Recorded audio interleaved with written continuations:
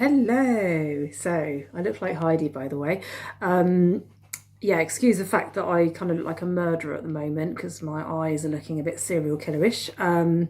Right, I'm going to look at the camera for the whole thing because I'm not very good at looking in cameras because I'm quite shy.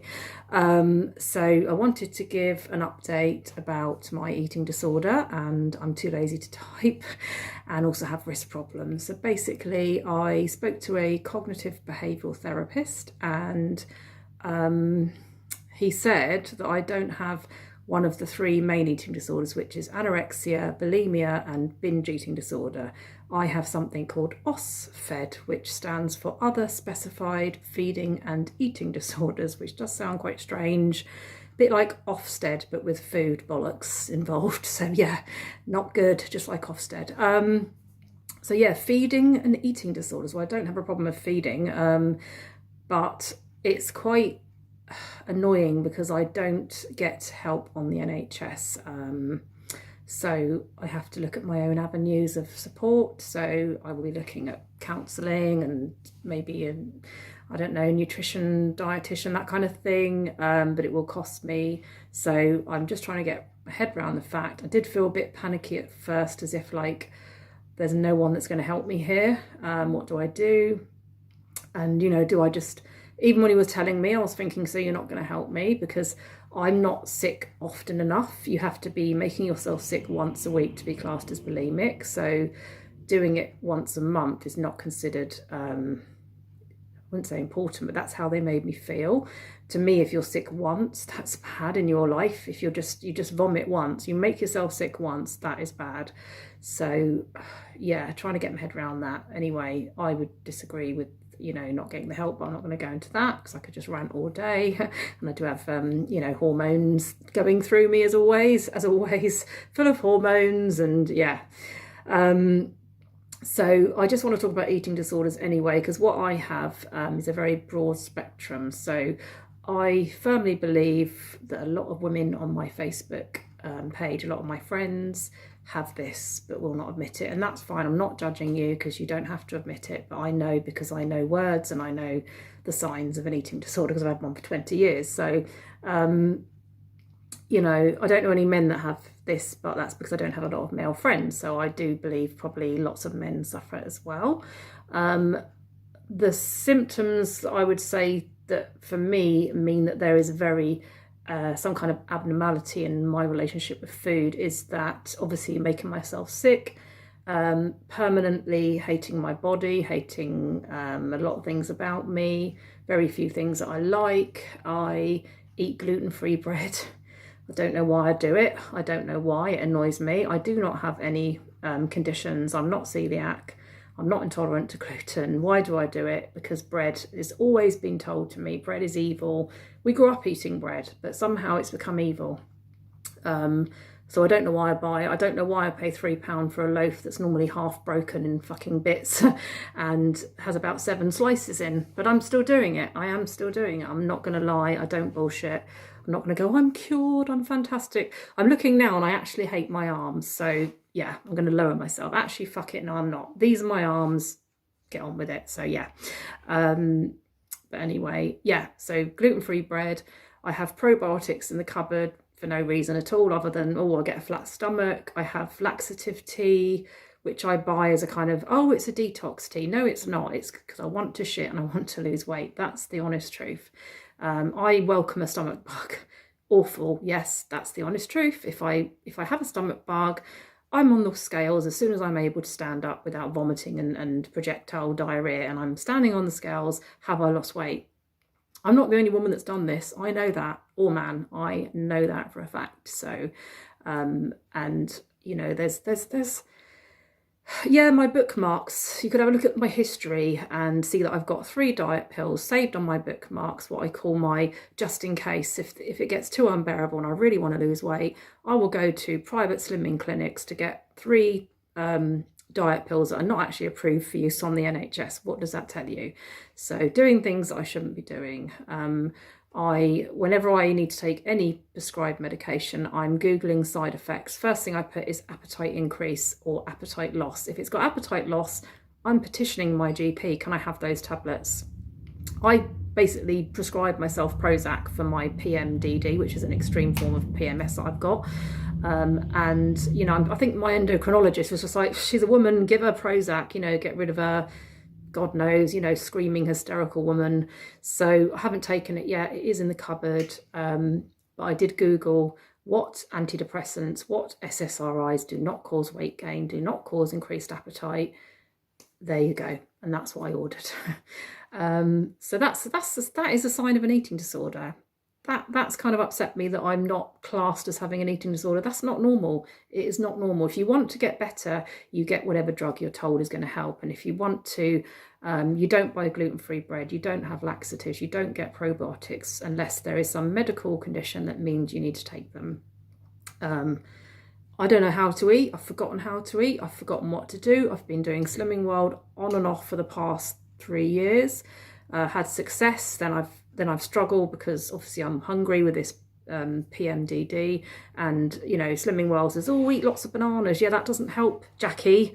5 bananas don't hit the spot, you know. So I end up having a chocolate brownie, which is like 10 million zillion sins, and then I eat avocado, which, don't get me started, Slimming World says you're not allowed avocado to just have it and not count it. It has to be, I don't know what it is, however many sins it is. And people go, but you can just have a quarter of an avocado and it's very filling. No, it's not. Like, avocado is not filling. I'm sorry, what planet are you on? Unless you're having like a Henry VIII style banquet and avocado, it's not filling.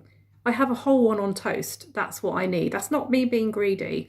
I don't know anyone that says it's filling unless you are like a tiny size 6 with a tiny stomach, and that's fine. I'm not judging you. But don't tell me I can't have an avocado when Slimming World allows you to have bacon. Yeah, bacon. Yeah, there's a lot of things. I can't go there. I can't go to that group. I can't have that, morning ladies, come on, if we can all queue up over here. Right, oh, I can't seem to get the card machine working. Yes, if you could all just talk amongst yourself and then just talk about food and what you've eaten and just obsess over it.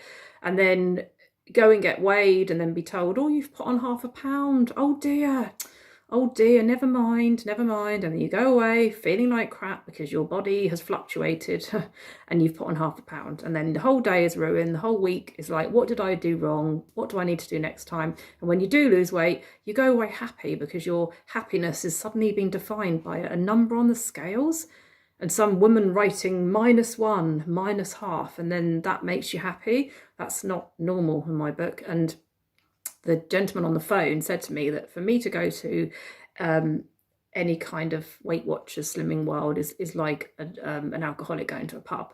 You know, you're just surrounded by all the things that you fear. And I fear things like portion control. You know, Slimming World told me, oh, you can eat as much as you like. Then as I got closer to my target weight, which was really hard to achieve, by the way, it was like, oh, if your weight loss is slowing down, maybe you need to eat less. Yeah, that's then it's a diet. Everything's a diet. Whatever they call it, however they work it out, it's a diet because you're obviously reducing your calories. And if someone talks about calories or, you know, portion control or carbs or fat or that, I just feel so pissed off because I'm sick of it. I am sick of 20 bloody years of worrying. Why is eating so complicated? Why can't I go to the supermarket and just put stuff in the trolley what I feel like I need to eat? Why am I constantly worried about, why do I look at the backs of everything? Why do I memorize calories? Why do I know pretty much the rules of Slimming World off by heart? Yeah, why am I standing in a supermarket trying to load up the Slimming World app, trying to find out what the sins are, going on a stupid sins estimator, having to put the food in per 100 grams, fat, calories, name of food, trying to scan a barcode, just so I can put it in my trolley and take it home and eat it. Bizarre, but it's a disease, it's an addiction, and it never, ever goes away.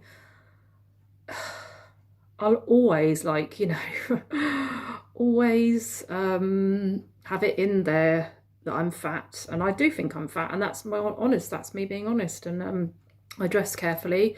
I feel disgusted seeing myself in this camera, to be honest, because I'm not standing how I like to stand. I like to put my hands on my hips so that my arm looks slimmer. But I'm not going to go into that because that's, I'm not looking for compliments when I say things like that either. Am I looking at, I don't know, I'm looking in the camera, sorry.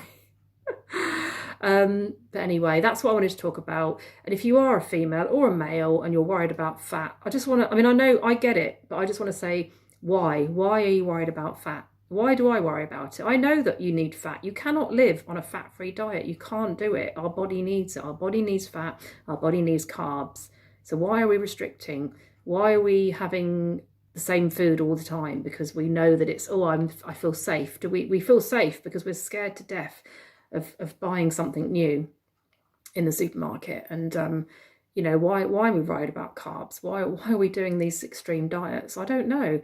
But am I going to be honest and say, yes, I have gone out. I've written lists. I've done a keto plan. I've done Atkins plan. I've done Raw Till 4. I've done calorie controlled. I've thought about breaking up my calories, having 5 meals of 300 calories. I've done all of it. I've sit there, I've written out the plans, I've done the shopping list, I've got excited about, I'm going to lose weight again. And then I've gone to the shops and I've bought all the stuff. And then within a week, I found that I can't do it. Actually, let's be honest, I last did a day on keto and I just felt disgusted at all the fat I was eating because there's nothing wrong with fat, but I wasn't having, why can't I have brown rice? And I don't want to track my macros and I don't want MyFitnessPal. Thankfully, that filthy app has never graced my phone and it never ever will. It will never be allowed to invade my personal space and my happiness. They're demonic, those kind of things. They're demonic. I'm not going to eat and then have to worry about what I've just put in my body. That's just crazy. But yeah, I am obsessed with weight, unfortunately, and my weight, and I feel fat, and yeah, it's horrible, and it never ever goes away. And I'm being honest about it. I'm not going to stand there and go, oh, I'm cured. I'm never going to be cured of it, never. And if I do get private therapy or counselling, I hope that helps. But I can't lie and say that it's never going to go through my head to go upstairs and put a toothbrush down my mouth and download eating plans and look for diet pills. And it's really, really hard. It's really hard. So it doesn't get easier. But if anybody wants to chat with me, probably not. Probably thinks, oh, what's she fucking going on about again? Feel free to. I wish I could go to an online support group, but there aren't any because of the COVID. So it's really hard. It is really, really hard. I'm trying to exercise. There are problems with my feet, with my joints. That's not an excuse. That is genuine. I'm so jealous of people that go, oh, I did 20,000 steps today. And then I'm like, yeah, I walked for an hour and I've had ankle pain all night, And again, all this costs money, all these trips I've spent so much money on rheumatologist, endocrinologist. It's ridiculous. It's just ridiculous. And if I'm honest with you, some of them haven't been very helpful. But yeah. So anyway, sorry, I've waffled on. I don't think anyone's even going to watch this video. You've probably got better things to do, like pick your toenails or whatever. Or watch, Countryfile, I don't know, whatever. But I am going to have my dinner now. I had a chocolate brownie for lunch, by the way. I didn't have anything. I had a chocolate brownie. It was really big. It was full of Biscoff. It was disgusting filth porn. It was tasty. I loved it. And my computer was going wrong, so I needed sugar. That's it. I don't have to justify. The computer was fucking up. I need sugar. That's it. No guilt, no shame. Now, funnily enough, I do feel like fruit. So maybe that's intuitive eating. I don't know. So I'm going to have toast with tofu and a whole avocado. Maybe even 2. So love you and leave you. And yeah, all I can say is hang in there and talk about it. Whatever you do, talk about it. There are people probably watching this now going, why is she doing a video? We don't need to know all about, fuck off. Sorry, but this is me. You don't have to like me. Most people probably don't. It helps me to talk about it. I'm not brushing under the carpet anymore because that's why I've had 20 years of this. And maybe if I discussed it earlier on, maybe if I told my parents that, hey, do you know what? When I first lost weight on Weight Watchers, on Christmas Day, I had my roast turkey, free vegan obviously, had my Christmas pudding, and I went into the toilets at my brother's house and made myself sick because I panicked that I was going to get fat again, and everyone had been complimenting me. So this is my life, so I don't want to hide anything, and this is not dirty linen. This is something that needs to be talked about. We women and men are obsessed over our weights. A lot of us are, not all of us, of course, but a lot of us are. There are very complex reasons for it. There are very complex reasons for weight gain. We could go into that another time, but don't ever be ashamed of talking about things that define you, because this does define me, unfortunately, and hopefully one day it won't, but we'll see. Anyway, goodbye.